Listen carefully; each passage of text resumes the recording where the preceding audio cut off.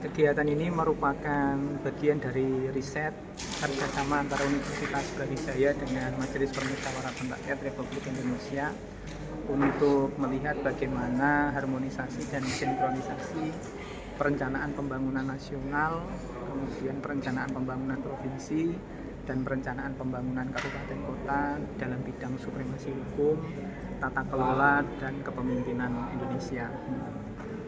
Nah, kalau tadi dilihat dari hasil diskusi segala macam, hasilnya apa ini, Mas? Ya, jadi setelah diundangkan Undang-Undang Nomor 59 tahun 2024 tentang RPJPN untuk 20 tahun, jadi untuk 2025 sampai 2045, kita memang menelaah sejauh mana kemudian optimisme daripada pemerintah pusat maupun pemerintah daerah, provinsi, kabupaten, kota untuk merealisasikan mimpi-mimpi yang ada di dalam RPJP untuk menuju Indonesia Emas 2045. Cuma di situ kita melihat bahwa RPJP ini nampaknya ya kita berharap cemas ya, berharap cemas dengan perencanaan yang sudah disusun ya, khususnya ketika kita melihat dari sisi supremasi hukum, kemudian tata kelola dan kepemimpinan, kita menemukan adanya kondisi-kondisi yang sangat iskal untuk bisa diwujudkan. Apa saja itu? Yang pertama, misal dari sisi supremasi hukum. Nah, ini kita melihat bahwasannya dari sisi supremasi hukum kita menghadapi tantangan yang pertama adalah melemahnya penegakan hukum.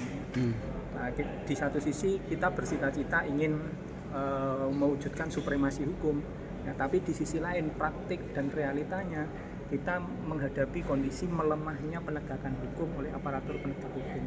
Hal itu ditandai dengan apa? Ya, kita melihat berbagai macam kasus yang melanda aparatur penegak hukum kita di lembaga peradilan. Ya.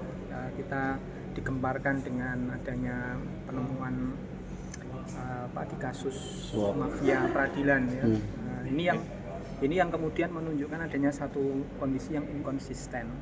Lalu kemudian di tubuh kejaksaan misal, dan melemahnya institusi Komisi Pemberantasan Korupsi.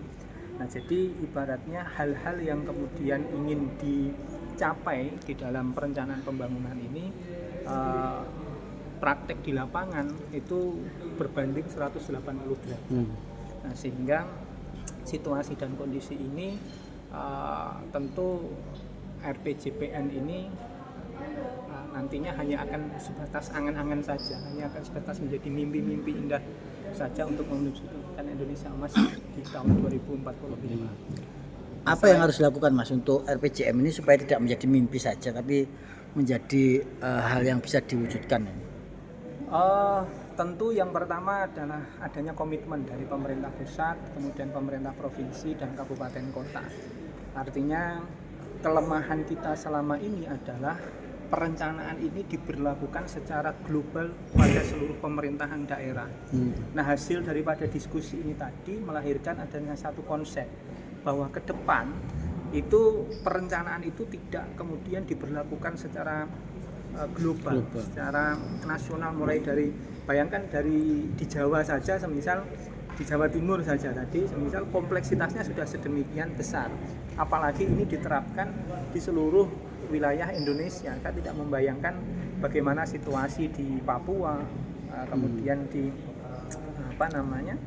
Kalimantan, ya, di Sulawesi yang notabene, apalagi daerah-daerah yang notabene terklasifikasi dalam 3T, ya, itu akan sangat sulit sekali untuk mewujudkan ini. Bagaimana kemudian komitmen semisal untuk menuju zero kemiskinan semisal. Sementara ini harus diberlakukan di di daerah 3T. Nah, ini target ini yang nampaknya tidak realistis ketika itu dipaksakan. Nah, sehingga tadi memunculkan satu gagasan ke depan bahwa otonomi daerah itu tidak harus dilakukan secara general.